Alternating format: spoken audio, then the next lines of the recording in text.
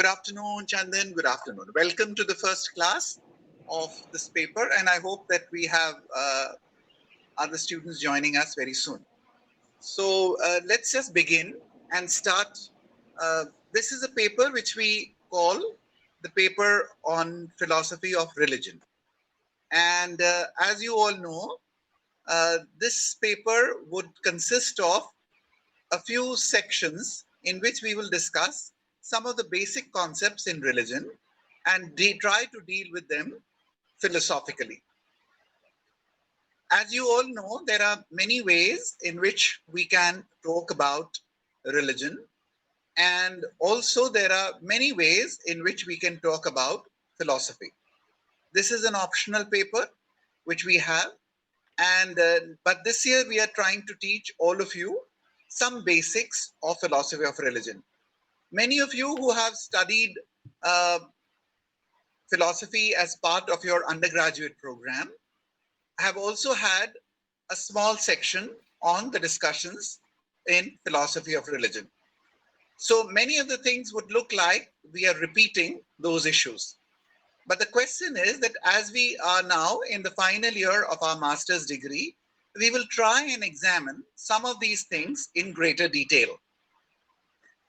Now, the first and the foremost thing in this paper naturally would be a small discussion on what we consider to be religion, and the other, what do we consider to be an approach of philosophy through which we are going to examine religion. And then there are substantial questions looking at the concepts which seem to be crucial to most religions. Like in most of the religions which are Semitic, there is a belief in an all powerful, all knowing, and all good God. And then there are questions about that, do we have good reason to believe in that? What are the proofs to believe in the existence of God? And what is the strength of those arguments? What is the weakness of those arguments? And then subsequently also a very powerful argument which generally is considered, is there a equally rational disproof for the existence of God? And when we look at the disproof for the existence of God, here you would be reminded that we are primarily talking about the problem of evil. And as you can now realize, in these times when so many people seem to be dying, so many people seem to be sick, so many people are in abject poverty and the others, it really becomes very, very difficult to believe in an all powerful, all knowing, and an all good God. And by goodness, if we really have the idea of ordinary values of goodness in terms of compassion, care, love, nurturance, it seems very, very difficult to sustain a belief in God and a religion which believes in that kind of God.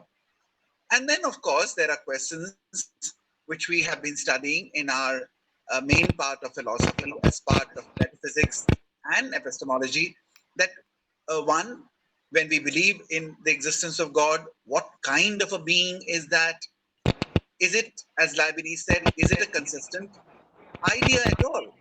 Can we believe that the properties that we attribute to God are consistent?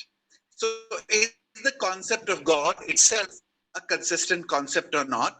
Is also a very crucial question which we will discuss as we deal with the concept of or philosophy of religion.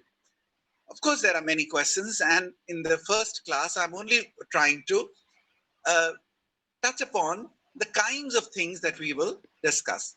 Say, for instance, what are the attributes that we associate with God? We associate God with the idea of omniscience. When we talk about omniscience, the idea is that Sir, there one is, thing. The yes, suggested please. readings include John Hicks, na? Yeah, that I think we will also look at the readings that we would do. First, let me just try and identify that what are Right, the kinds of topics that we would consider in right, this year. So right. we will try to look at the attributes of God. So we will try to see that when we talk about God's omniscience, it means that he knows.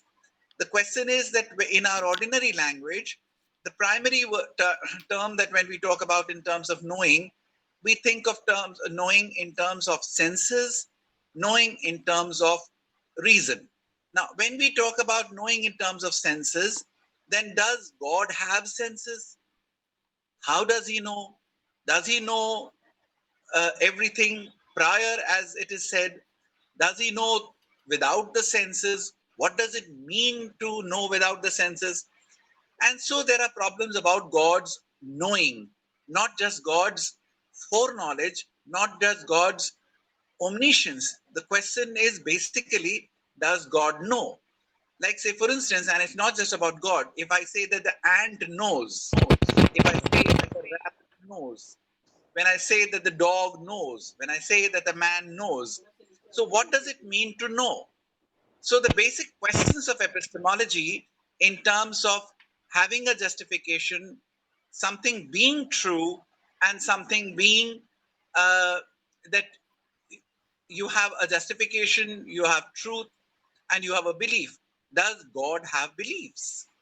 So the questions are very, very important and close. So when we talk about God knows everything, God is omnipotent, God is omniscient, there are major difficulties about how do we talk about God, and these are questions which we sometimes think are part of philosophy of language and religious language. But here I think it's very important for us to understand that these are not questions of philosophy of language. These are not questions about philosophy of these are questions which are basic to epistemology. And we are talking about the epistemological question through the medium of language. So when we are talking about God and his attributes, we are raising a questions about metaphysics, maybe with the methodology of linguistic philosophy or analytical philosophy or phenomenology. Similarly, when we are talking about what does it mean to say that God knows, etc., we are actually raising questions fundamentally about epistemology, which have been garbed in the shape of that. So it's very important for us now to understand that when we are doing philosophy of religion, then the philosophy of religion primarily is to be distinguished from two or three things. One, obviously, it is not religion. Two, again, it is not religious philosophy. Three, it is also not theology. And sometimes We're it is not, an interesting thing so to why, make a distinction how do we between the three. differentiate Yes, between theology?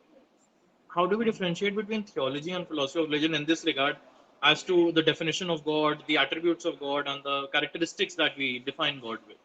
What's the major underlying difference which distinguishes these both disciplines, philosophy of religion and theology? right. Now, one of the ways in which it could be distinguished, of course, we will have to examine it case by case and looking at how philosophers have done that. Theology is actually an old science and an old uh, discipline. As you know, theos meant God, and any discussion on God was supposed to be theology.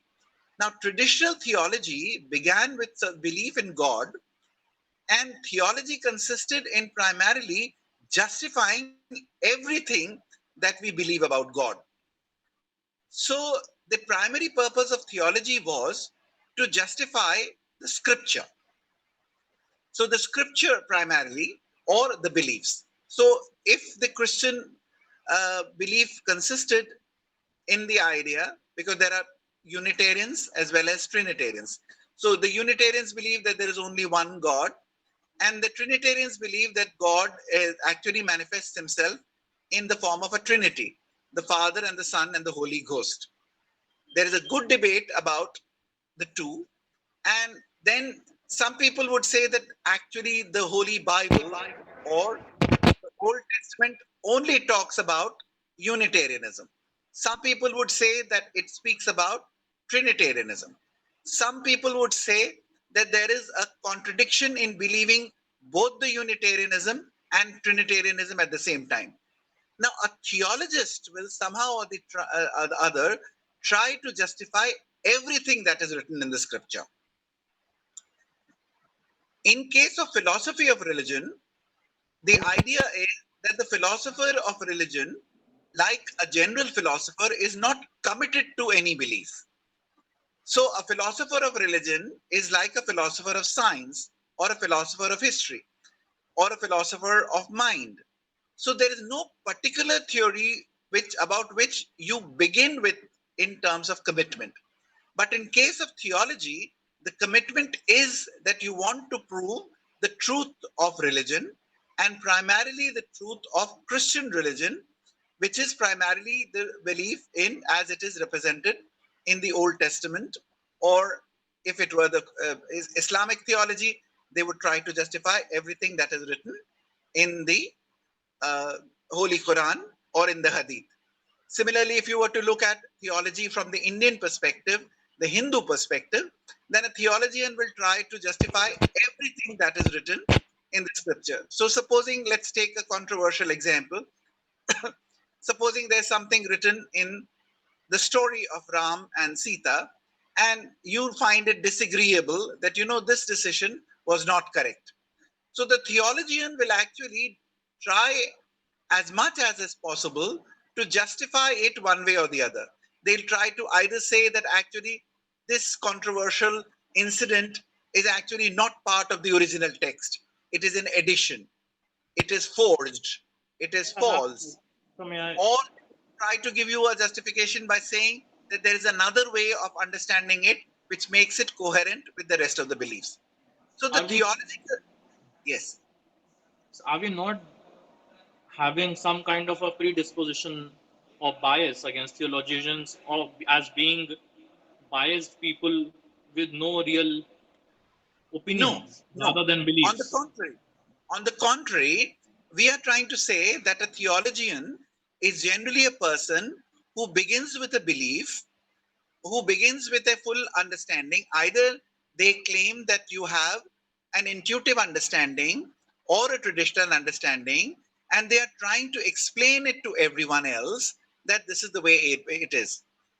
But as independent people, we are trying to say that they begin with a commitment, while the philosopher of religion may subsequently turn out to be a philosopher who believes in everything that is written in religion.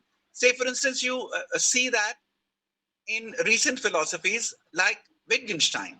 Now, Wittgenstein is justifying most of the things which are written in the scripture. So, but he will try to give you a justification of that within the framework of rationality, or he would try to give you a theory by saying that there are multiple language games, or he would try to say that it is based upon intuition. Now in this case, but the journey of Wittgenstein is not a journey which begins first with the with a commitment that I want to do justify this. While in the case of a theologian, this is what we would see. Now, you may be right that the philosophers are imputing and they are creating some kind of a straw man in terms of a theologian. Because it is right that when we take people like St. Augustine or St. Anselm or certain other saints, they are not considered by us as theologians. Why are they not considered by us as theologians? Because not only do they see that there is a need for an argument, but they also see that it is necessary to have an argument. The other interesting question, the thing which comes out from your question is also very, very interesting, which I think we will need to consider at some later stage. When you look at a philosopher like Kierkegaard, now when Kierkegaard says subjectivity is truth, or when Kierkegaard says that in the field of religion, reason is not only mistaken, but it is wicked because it takes us away from the cause of service and belief in religion. Then, in that particular way, he seems to come almost close to a theological viewpoint. Therefore, I think, as I said in the beginning, we will have to see that when we are doing philosophy of religion, what is the view of philosophy that we take, what is the view of religion that we take, will decide how we are going further. तो अब हम लोग जो ये धर्म दर्शन के बारे में चर्चा कर रहे हैं, तो प्रायः ये एक महत्वपूर्ण बात होगी कि हम धर्म से क्या आशय ले रहे हैं, दर्शन से क्या आशय ले रहे हैं, और धार्मिक दर्शन और जिसे हम धर्मशास्त्र कहते हैं, उससे हमारा क्या आशय होगा। यहाँ पर भी एक महत्वपूर्ण बात होगी कि जब हम धर्मशास्त्र के रूप में थियोलॉजी का हिंदी में ट्रांसलेशन करेंगे, then we will have to be very careful that we are not talking about the dharma shastras as they are written by Manu and others, because they are political ethical treatises. So when you look at a book like The History of Dharma Shastra by P.V. Kane, that is neither a book on theology nor a book on philosophy of religion. तो अब आप लोग जब MA के बच्चे हैं, तो हम लोगों के लिए थोड़ा सा ये बात महत्वपूर्ण हो जाती है कि हम बहुत गंभीरता से इस बात को समझें कि हम दार्शनिक दृष्टि क्या लेकर चल रहे हैं और धर्म के किस आशय से अपनी बात को शुरू कर रहे हैं।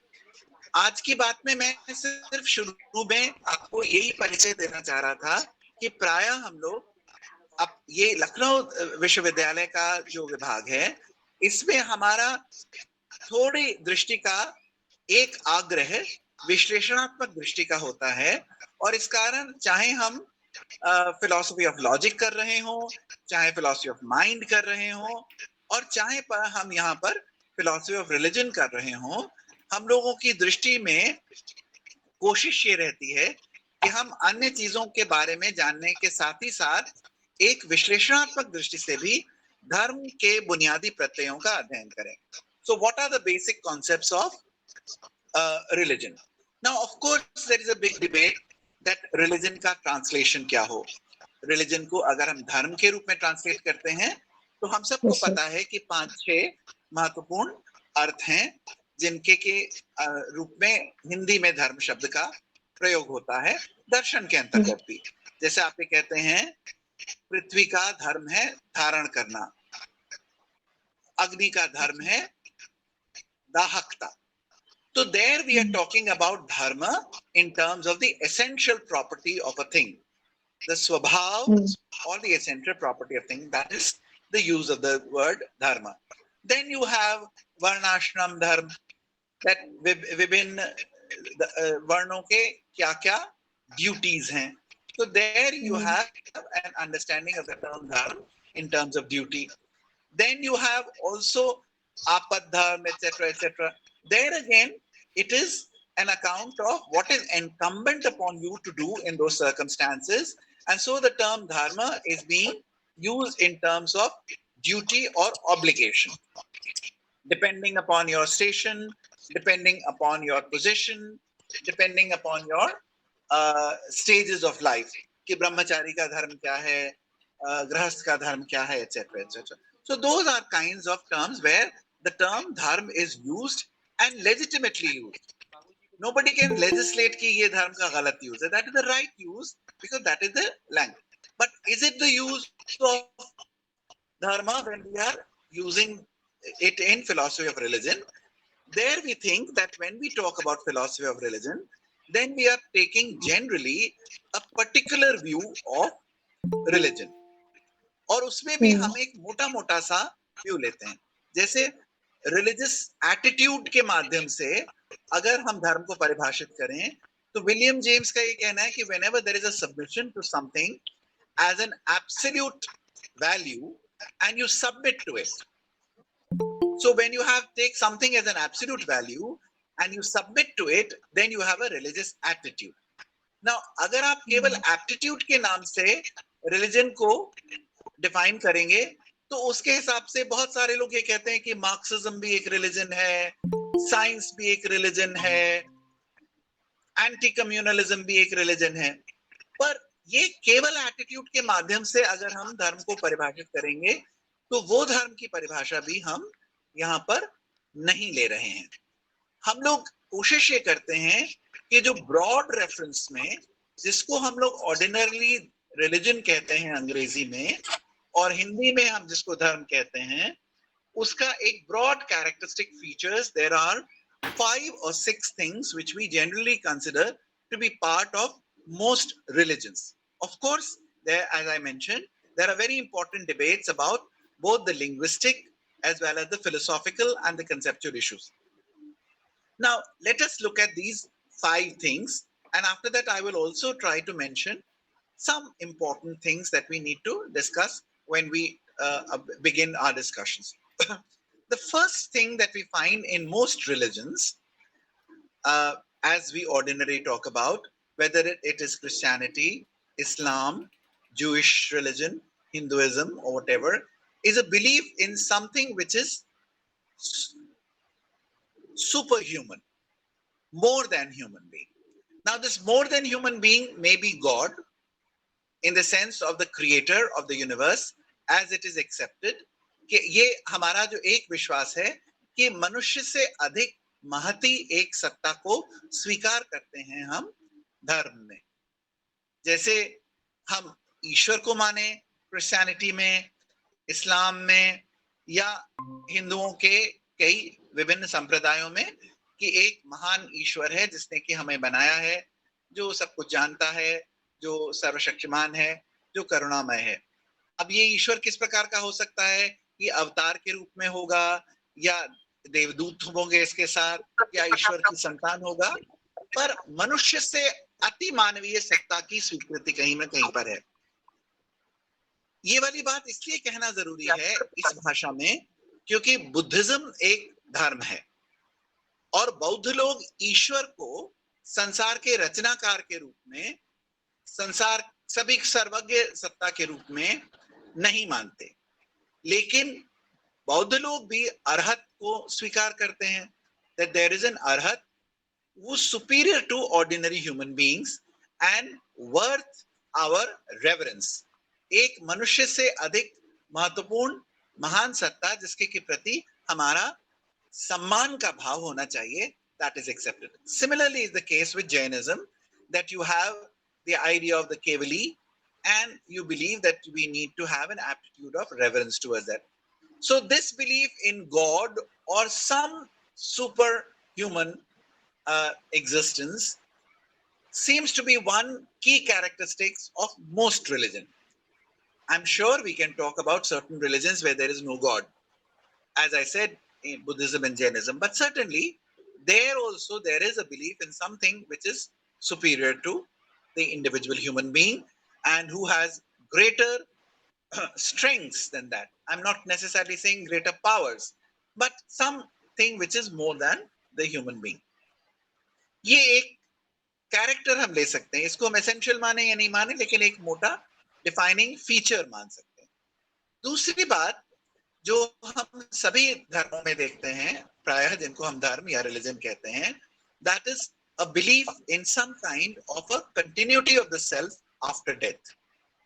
मनुष्य की मृत्यु के बाद भी किसी न किसी प्रकार से व्यक्ति बना हुआ है. There is a continuity of the self after the body perishes. So Christianity believes in life after death. Islam believes that there is life after death. Buddhism does not believe in the soul, but yet there is a sanskar pravaha and the continuity of the self. The Jains also believe that after death there is something or the other which remains. So some kind of a continuity of the self is believed. और यहाँ पर भी मैं philosophically सब बच्चों को ये याद दिलाना चाहता हूँ कि इसके लिए प्रायः किताबों में अक्सर ये लिखा रहता है कि हम immortality of the soul मानते हैं, आत्मा की अमरता का सिद्धांत, पर इसे आत्मा की अमरता का सिद्धांत नहीं कह सकते. मनुष्य के जीवन के बाद भी मनुष्य का कुछ शेष रह जाता है, लेकिन वो अमर है ये कहना जरूरी नहीं है. हो सकता है वो 2 जन्म के बाद समाप्त हो जाता है, हो सकता है वो ईश्वर के सामने जब हम कयामत के दिन खड़ी हो, उसके बाद जो हमें वो दंड दे रहा हो उसके बाद वो खत्म हो जाए। तो continuity of the self, death and immortality of the self are not the same thing. We have to be careful about that. कि हम ये कहें कि ईश्वर या ईश्वर जैसी सत्ता को स्वीकार करना, और दूसरी बात व्यक्ति का मृत्यु के उपरांत भी किसी न किसी रूप में शेष रह जाना अधिकांश धर्मों का एक केंद्रीय विचार है। तीसरी बात जो हम देखते हैं कि सभी रिलीजन्स में दिखाई देती है वो है a certain belief in morality. आपको क्या करना चाहिए, आपको क्या नहीं करना चाहिए, what is good, what is bad, how should you conduct yourself with your friends, how should you conduct yourself with your parents, how should you conduct with your children, how should you conduct with in your relationship to God. So the whole discussion of ethics and morality is central to religion, and there can be no religion where there is no morality. ये आगे हम लोग discuss करेंगे religion and morality के discussion में। ये तो बात एक पुराना सवाल है कि क्या मॉरलिटी बिना रिलीजन के हो सकती है, और बहुत से लोगों का ये मानना है प्लेटो के जमाने से लेके अब तक की बिल्कुल हो सकती है। There can be a morality without religion, but can there be a religion which has no morality? That does seem to be rather awkward, and we find that all religion, because otherwise it will be just a metaphysical belief that there is God. But the relationship of God and man in terms of obligations and responsibility is something which is very, very essential. And therefore, religion, all religions, all known religions, whether the tribal religions or the organized religions like Islam, Christianity, Hinduism, Jewish, Buddhism, Buddhism sometimes is very, very ethical. It may have nothing else but only primarily a discussion on ethics. So that I think is also very important, that morality forms an extremely important part of religion.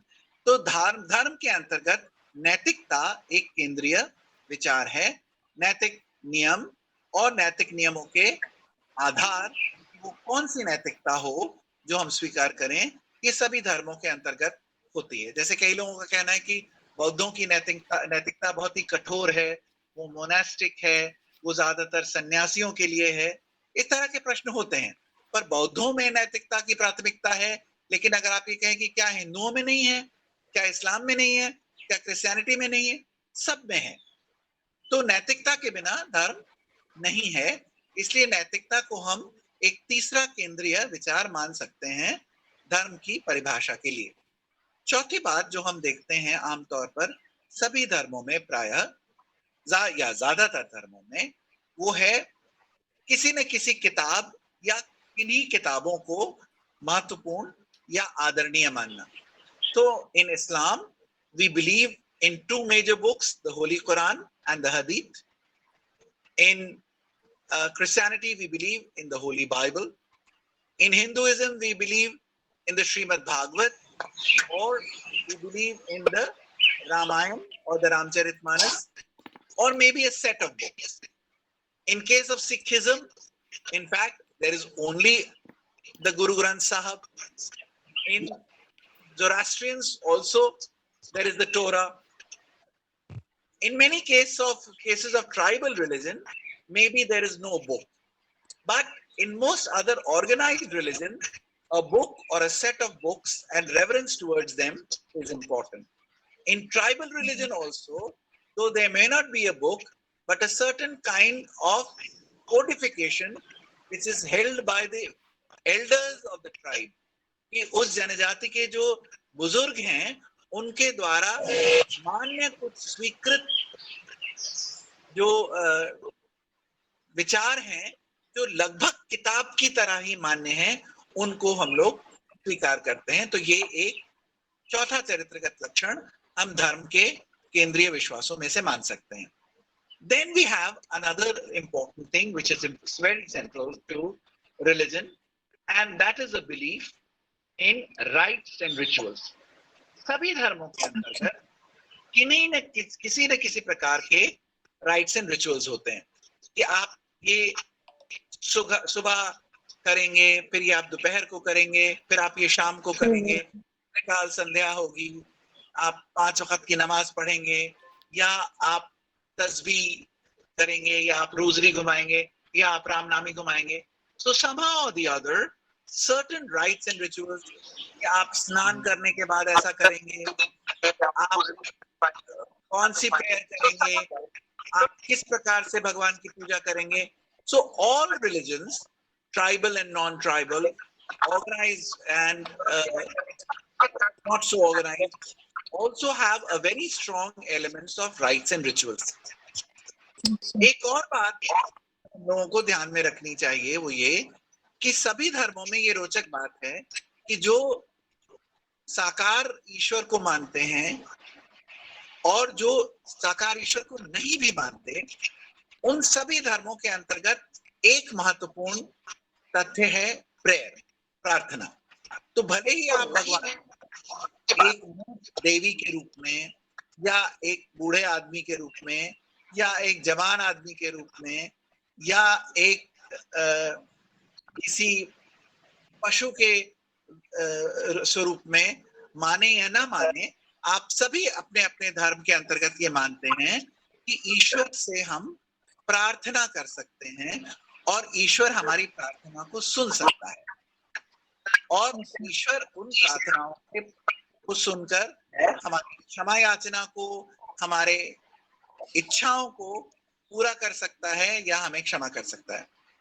यहाँ पर भी एक बात महत्वपूर्ण है जो मैं अभी स्पष्ट कर दूं कि दो प्रकार के कंसेप्शंस हैं, एक डीस्टिक कंसेप्शन और एक थीस्टिक कंसेप्शन. एक कंसेप्शन ईश्वर का ये है जो मानता है कि भगवान ने दुनिया को बना दिया और छोड़ दिया, और उसके आगे वो अपने नियम से चलेगी, भगवान बार बार उसमें हस्तक्षेप नहीं कर सकता. दूसरा कंसेप्शन है जो थीस्टिक कंसेप्शन, कि न केवल भगवान ने संसार को बनाया है बल्कि वो निरंतर सबसे संबंध में रहता है. तो प्रार्थना का भाव अधिकांश इस बात को मानकर चलता है कि भले ही हमने बहुत बड़ा अपराध किया हो, लेकिन फिर भी भगवान हमारी बात करके हमें क्षमा कर सकता है इत्यादि. तो अब अगर हम देखें तो मोटे मोटे तौर पर अगर हम रिलीजन को डिफाइन करने की कोशिश करें एक डेफिनेशन में जो डिबेट का हिस्सा है, जिसको आगे हम डिबेट भी करेंगे, तो a belief in something supernatural और greater than man, a belief in the continuity of the self beyond life, a belief in certain morality, a belief in rite and rituals, a belief in a book or a set of books or the belief of elders, and a belief in prayer and belief in rite and rituals. ये 6 या 7 चीजें हम लोग प्रायः religion में केंद्रीय मानते हैं. अब इन सभी के बारे में जब हमें चर्चा करनी होगी तो इनके बारे में हम अलग अलग तरह से चर्चा कर सकते हैं.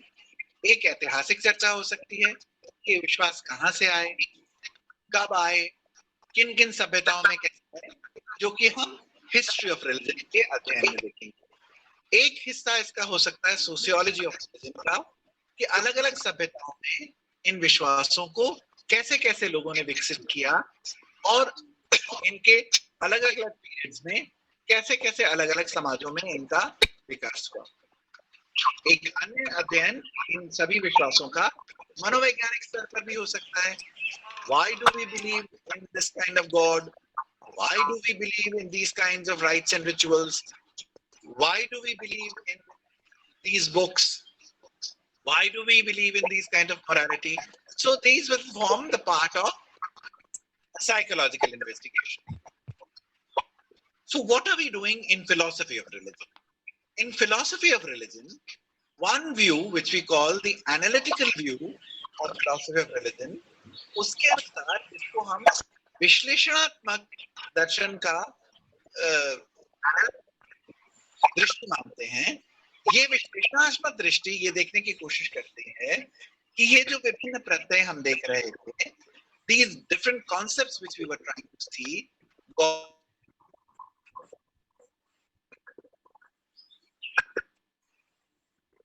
गॉड का, सेल्फ का, गॉड के कैरेक्टर, इनके बारे में हम क्या तर्क दे रहे हैं, ये तर्क कौन दे रहा है और इनका क्या मूल्यांकन किया जा सकता है। तो जैसे मैं आपको याद दिलाऊं कि आप लोगों को अब मैं थोड़ी देर के लिए अगले 10 मिनट में सिर्फ आपको वो याद दिलाने की कोशिश करूंगा जो कि आपने बीए में पढ़ा होगा। आपको याद होगा कि धर्मों की चर्चा के संदर्भ में एक केंद्रीय विचार अक्सर आता है और वो विचार होता है कि ईश्वर की सत्ता। और ईश्वर की सत्ता की जब हम लोग चर्चा कर रहे होते हैं तो अक्सर हम सबसे पहले चर्चा करने की कोशिश करते हैं कि ईश्वर के विचार में क्या क्या शामिल है और ईश्वर के विचार को क्या हम प्रमाणित कर भी सकते हैं या नहीं। तो आपने जब बीए में पढ़ा होगा या आप कोई भी किताब जब उठाकर देखते हैं फिलॉसफी ऑफ रिलीजन की, तो सबसे पहला हिस्सा, एक छोटा सा हिस्सा आता है कि सबसे क्रूशियल विचार क्या है, सबसे फंडामेंटल थियोलॉजिकल क्लेम क्या है, सबसे बुनियादी धार्मिक विचार क्या है। तो धार्मिक विचार है ईश्वर का। और उस ईश्वर के विचार में जो जनरली जिसको हम लोग सेमिटिक रिलीजन कहते हैं, आमतौर पर हम लोग 2-3 तरह के रिलीजन्स की बात करते हैं। एक ग्रीक ओरिजिन्स के रिलीजन की बात करते हैं, दूसरा हम सेमिटिक रिलीजन की बात करते हैं जैसे कि इस्लाम या क्रिश्चियनिटी, और तीसरा हम लोग अपने भारत के संदर्भ में जब चर्चा करते हैं तो मेनली हम बात करते हैं हिंदू धर्म की, जहां पर कि हम ईश्वर की भी चर्चा करते हैं, देवी देवताओं की भी चर्चा करते हैं और अवतारों की भी चर्चा करते हैं। ये सभी चर्चाएं एक दूसरे के साथ देखी जा सकती हैं, पर इनके अंतर्गत महत्वपूर्ण भेद भी। तो जो अगर हम सेमिटिक रिलीजन्स के अंतर्गत देखें तो आमतौर पर one of the major part, और ये एक बड़ी रोचक बात है कि कई किताबें जब आप फिलॉसफी की उठा के देखेंगे, खासतौर से फिलॉसफी ऑफ रिलीजन की, तो उनका पहला सेंटेंस होगा इन वेस्टर्न रिलीजन, पाश्चात्य धर्मों में। और भारत में भी लोग बाग अक्सर ये कहते हैं कि पाश्चात्य धर्म है। ऐसा ये है कि इसके बारे में भी आप लोग दर्शन के विद्यार्थी हैं, ये देखने की कोशिश कीजिए कि क्या पाश्चात्य और पूर्वी दो रिलीजन्स हैं कि नहीं है। जिनको हम लोग तथाकथित पाश्चात्य रिलीजन कह रहे हैं, इस्लाम और क्रिश्चियनिटी, वो कहाँ पर पैदा हुए थे? इस्लाम पैदा हुआ था सऊदी अरेबिया, वो भी अपने आप में क्या ईस्ट का हिस्सा है? वो ईस्ट का हिस्सा है, तो वो भी ईस्ट का हिस्सा है। दूसरा, अगर हम चर्च की बात करें तो ईसा मसीह के जन्म का स्थान क्या है? इजराइल। इजराइल उसके बाद जो सबसे पहले जो ईसाई मत को लेकर आए, तो दुनिया का सबसे पहला चर्च कहाँ बना? भारत में बना। दुनिया की सबसे पहली मस्जिद कहाँ बनी? भारत में बनी। तो ये ईस्टर्न वेस्टर्न रिलीजन का भेद भी अपने आप में ऐतिहासिक दृष्टि से भी, दार्शनिक दृष्टि से भी, और सबसे ज्यादा विद्वत दृष्टि से सही नहीं है। लेकिन फिर भी अक्सर किताबों में ऐसा ही लिखा रहता है कि वेस्टर्न रिलीजन, और वेस्टर्न रिलीजन के नाम पर जब लोग चर्चा करते हैं तो ज्यादातर लोग बात क्रिश्चियनिटी की चर्चा करते हैं। तो क्रिश्चियनिटी के अंतर्गत आमतौर पर हम किस प्रकार के ईश्वर की बात कर रहे हैं? एक ऐसे ईश्वर की बात कर रहे हैं जो पूर्ण है, ऑल पावरफुल। और अब ये प्रश्न उठता है कि ये जो पूर्ण ईश्वर है, इस तरह के पूर्ण ईश्वर को हम क्यों माने? हमारे पास क्या कोई आधार है, कोई रीजन है? Do we have a reason to believe in this kind of a perfect God? And we know that there are many proofs for the existence of God which have been given. Many proofs for the existence of God. Where are the proofs for the existence of God? Someone was asking that where do we look at? Where are the books where we look at? Now, in the so-called Western tradition, Plato और Aristotle में हम ईश्वर सिद्धि के बारे में चर्चाएं, प्रमाणों की चर्चा भी देखते हैं। लेकिन जो सबसे ज्यादा ऑर्गेनाइज तरीके से जो हमें ईश्वर सिद्धि के प्रमाणों का विवरण मिलता है, वो ज्यादातर हम मानते हैं कि सेंट थॉमस एक्विनास की सुम्मा थियोलॉजिका में, और दूसरा जो सबसे ज्यादा दार्शनिक रूप से महत्वपूर्ण फर्क है वो हमें मिलता है में। और इस कैंटरबरी का क्या हो गया? ये हो गया 1033 से लेके 1109. So we are already somewhere in the 11th century and then the 12th century. तो ईश्वर सिद्धि के प्रमाणों का जो आधुनिक विवरण है, उस आधुनिक विवरण की चर्चा लगभग 11वीं शताब्दी के विवरणों से होती है। ये बात सही है कि हम उसके पहले अरिस्टोटल के लिए जाते हैं, लेकिन mainly proof for the existence of God का डिस्कशन क्रिश्चियनिटी के रेफरेंस में हमें मिलता है यहाँ पर। जैसे मैंने आपसे कहा कि ग्रीक जगत, जब हम 5वीं सदी पूर्व की ग्रीक क्या वो पैंथीस्टिक थे? पता नहीं, उनको पैंथीस्टिक भी कहा जा सकता है या नहीं। अनेक देवी देवताओं को वो मानते थे। क्या जिस ईश्वर को वो मानते थे वो सर्वशक्तिमान था? क्या जिन देवी देवताओं को वो मानते थे वो नैतिक रूप से आदर्श थे? तो ये एक बड़ी रोचक बात है कि जिन ग्रीक और रोमन देवी देवताओं का हम विवरण उस समय देखते हैं वो नैतिक रूप से आदर्श नहीं है। उनका चरित्र ऐसा नहीं है जिसके के बारे में कहा जाए कि हमें उसका अनुकरण करना चाहिए।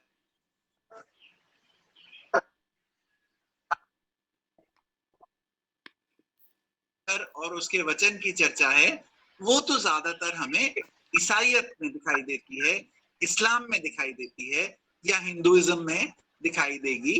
वो हमें प्राचीन ग्रीक और रोमन गॉड्स के विवरण में नहीं दिखाई देती। इसीलिए ये वाली बात बड़ी इंपॉर्टेंट है कि जब हम गॉड, गॉड्स, थियोस, डियोस इन शब्दों का प्रयोग कर रहे हैं तो हमें ये देखना पड़ेगा कि ये कहाँ पर और कैसे किए जा रहे हैं। ये बात खासतौर से आप लोगों के लिए इंपॉर्टेंट है क्योंकि आप लोग अब मास्टर्स डिग्री के बच्चे हैं, जो कि अब आप सिर्फ परिचय की बात नहीं कर रहे हैं, अब आपको इसको थोड़ा और ध्यान से देखना पड़ेगा।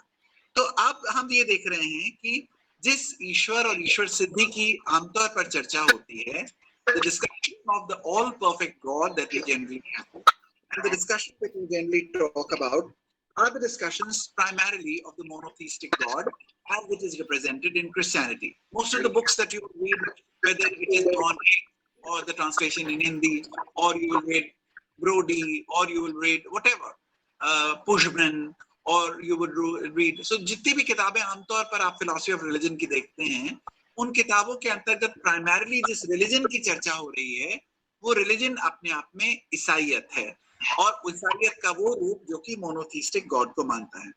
आप सभी को याद होगा, जैसे मैंने आपसे कहा, that we would remember primarily 3 major proofs for the existence of God which you studied when you were in your undergraduate classes. 3 शास्त्रीय ईश्वर सिद्धि के प्रमाण आप लोग याद करते हैं। पहला याद ही होगा, कौन सा था? What is the first proof that you all remember?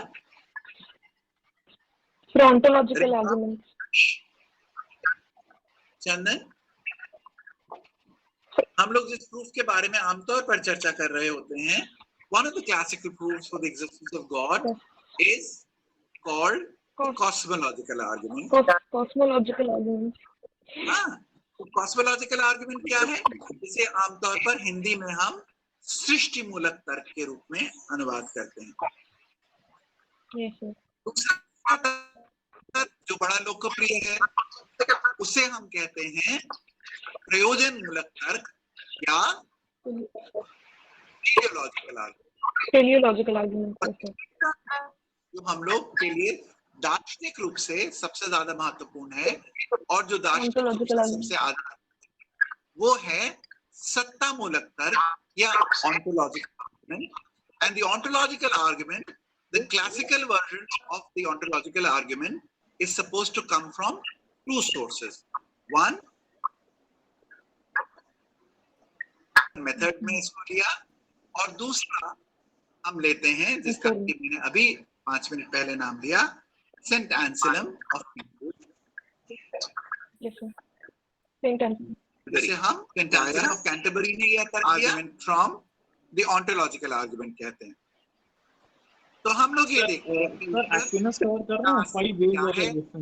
ईश्वर के लिए एंसेलम का जो तर्क है जो दार्शनिक रूप से सबसे ज्यादा महत्वपूर्ण है। क्यों सबसे ज्यादा महत्वपूर्ण है?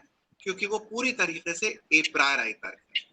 It is a philosophical proof which is entirely based upon philosophy and critical thinking. And we have to keep in mind that in all his discussion, Anselm makes no appeal to any facts about the world. मैं क्यों कह रहा हूं कि ये दार्शनिक रूप से सबसे ज्यादा महत्वपूर्ण है, क्योंकि दर्शन का जो विचार हम लोग लेके चलते हैं वो ये है कि ये एक पूरी तरह से बौद्धिक, आलोचनात्मक, प्रागानुभविक विचार करने की प्रक्रिया है।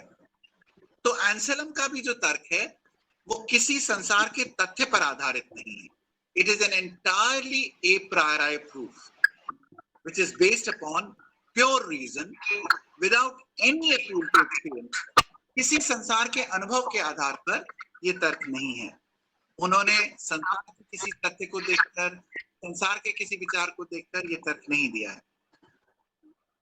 जाहिर है इस तर्क की बहुत लोगों ने आलोचना की, उनके समय भी इस तर्क की आलोचना एक संत गोनेलॉन या मॉन्क गोनेलॉन ने दिया था और उन्होंने तुरंत उसका जवाब देने की कोशिश की। और उसके बाद हम ये देखते हैं कि सेंट एंसेलम के इस तर्क का एक बड़ा महत्वपूर्ण केंद्रीय आलोचना मानी जाती है, वो आलोचना की गई प्रबोधन के सबसे बड़े दार्शनिक, एनलाइटमेंट के सबसे बड़े दार्शनिक Immanuel Kant ने। So Immanuel Kant is supposed to have given a kind of a decisive criticism of the ontological argument as it was given by Saint Anselm. पर बात ये है कि क्या ये मान लिया जाए कि ये तर्क एंसेलम ने दिया, गोनेलॉन ने प्रतिक्रिया दी, एंसेलम ने फिर प्रतिक्रिया दी और उसके बाद कांट ने इसका खंडन कर दिया? तो ये बात सही नहीं है।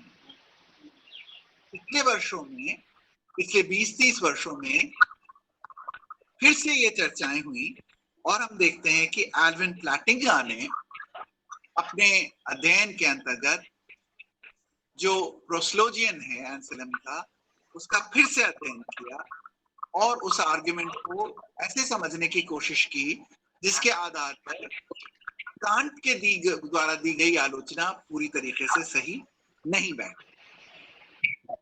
और फिर हम देखते हैं कि नॉर्मन मैल्कम, जो अपने आप में एक बड़े स्कॉलर हैं, जो विटगेनस्टाइन के ऊपर भी उनका अध्ययन है और वो एक बड़े एनालिटिकल फिलोसोफर हैं, उन्होंने भी ये कहा कि हम अगर एंसेलम के आर्गुमेंट को दोबारा देखें तो हमें एक दूसरी तरीके से इसको समझना होगा। तो मैल्कम और प्लैटिंगा 20th सेंचुरी में एक बार फिर से उन तर्कों को देखने की कोशिश कर रहे हैं जो कि 11वीं-12वीं शताब्दी में दिए गए थे। क्या मैल्कम का आर्गुमेंट सही है, क्या प्लैटिंगा का आर्गुमेंट सही है, ये सब हम लोग देखने की कोशिश करेंगे और समझने की कोशिश करेंगे कि आगे कैसे होते हैं। एक और बड़ा रोचक प्रसंग पिछले कुछ वर्षों में सामने आया, वो वर्जन है डेविड लुइस, और लुइस ने भी इस तर्क को फिर से देखने की कोशिश की। ऑल परफेक्ट बीइंग का आइडिया जो एंसेलम के तर्क में दिया गया है, गॉड के परफेक्शन का आइडिया और उस परफेक्शन से ईश्वर के अस्तित्व के आइडिया को ड्रॉ करने का जो विचार है वो कैसे देखें। तो आप में से कुछ बच्चे जो लॉजिक पढ़ते हैं, जो अलग भी अध्ययन करते रहते हैं, उनको ये पता होगा कि लाइबनीज के जमाने से या कोहिंटिका के जमाने से there has been a lot of interesting discussion on the possible world semantics. So there is an actual world, there is a possible world. How many possible worlds? Are they real worlds? So there is an actual world, there is a possible world, and within that, in these discussions, when we are talking about God as a perfect being, is he a being who exists in all possible worlds? Is he a being that who only exists in the understanding? Is he a being that who exists in possible worlds and also the actual world? So these kinds of very interesting logical discussions are also being taken care of in the writings of David Lewis. So Lewis has some very important things to say about the nature of actuality, the nature of possibility, and we have to look at that. तो जो classical statements हैं उनमें एक तो सबसे बड़ी बात यह है कि हमें यह समझना है कि ऑन्टोलॉजिकल आर्गुमेंट अपने आप में सबसे ज्यादा बेसिक फिलोसॉफिकल आर्गुमेंट, और क्यों हम ये कह रहे हैं कि वो बेसिक फिलोसॉफिकल आर्गुमेंट है, क्योंकि वो ए प्रायराय है, रैशनल है, और संसार की किसी भी तत्व को ध्यान में लेकर वो तर्क नहीं दिया गया है। पर जो सबसे लोकप्रिय आर्गुमेंट है ईश्वर सिद्धि का, वो आर्गुमेंट तो अभी भी कॉस्मोलॉजिकल आर्गुमेंट है, सृष्टि मूलक तर्क। आप सभी ने अपने बचपन में स्कूलों में, चाहे वो हिंदी स्कूल हो, चाहे वो अंग्रेजी स्कूल हो, चाहे संस्कृत स्कूल हो, आपने वो कविताएं सीखी थी, किसने बनाया फूलों को, किसने बनाया चिड़ियों को, किसने बनाया आपको मुझको। सो दिस होल आइडिया कि किसी न किसी ने तो बनाया ही होगा मुझको और तुमको, किसी न किसी ने तो फूलों को बनाया ही होगा, किसी न किसी ने तो तारों को बनाया ही होगा। और ये आर्गुमेंट की the argument based upon causality, that everything has a cause and somebody must have been the first cause of all creation, ये एक बहुत ही लोकप्रिय intuitively appealing argument है, जो आर्गुमेंट अरिस्टोटल के जमाने से लेकर, या अगर भारतीय दर्शन के संदर्भ में देखें तो न्याय कुसुमांजलि के अंतर से लेकर आज तक लगातार बना ही हुआ है कि भाई हर चीज का कोई ना कोई कारण होता है, तो ये कार्य कारक की श्रृंखला का कोई ना कोई तो आदि होगा, कोई ना कोई तो होगा ही जो कि है। That intuitive appeal of the cosmological argument continues to be. So the cosmological ईश्वर सिद्धि के प्रमाणों के रूप में हम लोग पढ़ते हैं, और तो हमने कॉस्मोलॉजिकल आर्गुमेंट, ऑन्टोलॉजिकल आर्गुमेंट और टेलियोलॉजिकल आर्गुमेंट, इन तीनों को अपने बीए में पढ़ा। और साथ ही साथ हमने एक और भी तर्क पढ़ा जिसे हम आमतौर पर प्रैग्मेटिक आर्गुमेंट के रूप में देखते हैं, कि ईश्वर को मानना हमारे लिए क्या कि एक अर्थक्रियावाद के हिसाब से ठीक है या नहीं। और उस संदर्भ में भी हम ये देखते हैं कि वो भी एक तर्क दिया जाता है। भारतीय मनीषा में भी ऐसा नहीं है कि ये तर्क नहीं दिया गया है, और पिछली सदी के अंतर्गत हम देखते हैं कि राधा कृष्णन ने भी किसी समय पर इस तर्क का प्रयोग किया। तो ईश्वर सिद्धि के विभिन्न प्रमाण मैं आपको सिर्फ याद दिला रहा हूं, और आज की क्लास को मैं सिर्फ इसी बात पर खत्म करूंगा कि हम धर्म दर्शन के अध्ययन में धर्म के एक विभिन्न अर्थों, विशेष रूप से we will take certain definitions of religion and then we will try to examine certain topics like the proofs for the existence of God, disproof for the existence of God, questions about faith and reason, questions about religious language, and these are some of the very, very crucial things which we will try and study during the course of the next few months. मैं ये भी चाहूंगा कि जितने बच्चे यहाँ पर पढ़ते आ रहे हैं क्लास में, उनके मन में भी जो सवाल हों, वो सवाल अपने हमारे सामने रखें, और उनके संदर्भ में भी हम कोशिश करेंगे कि जो कुछ हमें आता है हम आपसे शेयर करें। And we also tell you something about the books that you should read. Today I'm not telling you about any of the books. Tomorrow as we start our class, we will also talk about how to initiate our study in philosophy of religion. I'm extremely happy that all of you joined this session, और मुझे लगता है कि आज एक परिचयात्मक ही बात थी, इसलिए ज्यादातर मैं ही बोलता रहा, और मैं कोशिश करूंगा कि आगे की क्लास में कम से कम 10 मिनट आप लोग भी अपनी बातें रखें, ताकि हम लोग अपनी क्लासेस को आपके लिए अधिक से अधिक यूजफुल बना सकें। So I hope we are fine with each other, and welcome to this new year which you have come to. We hope that you will enjoy philosophy of religion. Thank you, sir. Thank you very much.